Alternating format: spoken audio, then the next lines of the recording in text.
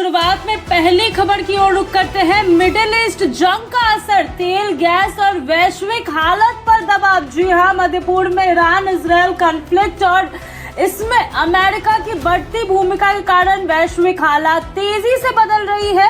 इस युद्ध का असर केवल पश्चिम एशिया तक सीमित नहीं रहा, बल्कि दुनिया के कई देशों की अर्थव्यवस्था, ऊर्जा आपूर्ति और सुरक्षा व्यवस्था पर भी पड़ने लगा है असर। अमेरिका और इजराइल द्वारा ईरान से जुड़े ठिकानों पर हमले के बाद पूरे क्षेत्र में तनाव बढ़ गया है और कई देशों ने अपने नागरिकों के लिए सुरक्षा अलर्ट जारी कर दिया है। इस संघर्ष के कारण तेल और गैस की सप्लाई प्रभावित होने लगी है, जिससे अंतर्राष्ट्रीय बाजार में कच्चे तेल की कीमतों में तेजी से उछाल देखने को मिल रही है। भारत समेत कई एशियाई देशों में इसका सीधा असर ऊर्जा आपूर्ति पर पड़ रहा है और कई जगहों पर एलपीजी सिलेंडर की कीमतें की खबरें सामने आ रही है। भारत में भी गैस आपूर्ति को लेकर चिंता बढ़ गई है। उत्तर प्रदेश, बिहार, मध्य प्रदेश और हरियाणा जैसे राज्यों में गैस एजेंसियों के बाहर लंबी कतारें लगने लगी है और कई स्थानों पर पुलिस की मौजूदगी में सिलेंडर बांटे जा रहे हैं।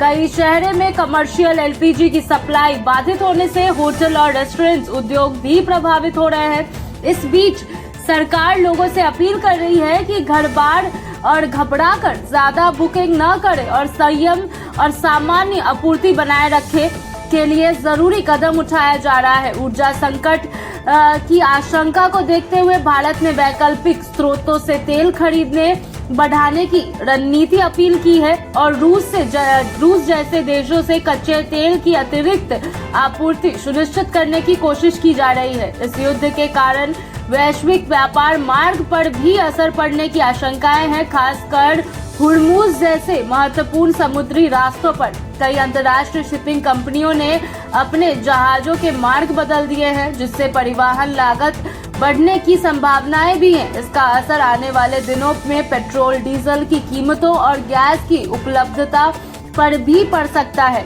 विशेषज्ञों का मानना है कि यदि यह संघर्ष लंबे समय तक चला तो ऊर्जा बाजार में और अस्थिरता बढ़ सकती है, जिससे दुनिया भर की देशों में अर्थव्यवस्था पर दबाव बढ़ेगा। ऐसे में भारत समेत कई देश ऊर्जा सुरक्षा को मजबूत करने और वैकल्पिक आपूर्ति सुनिश्चित करने के लिए तेजी से रणनीति बना रही है।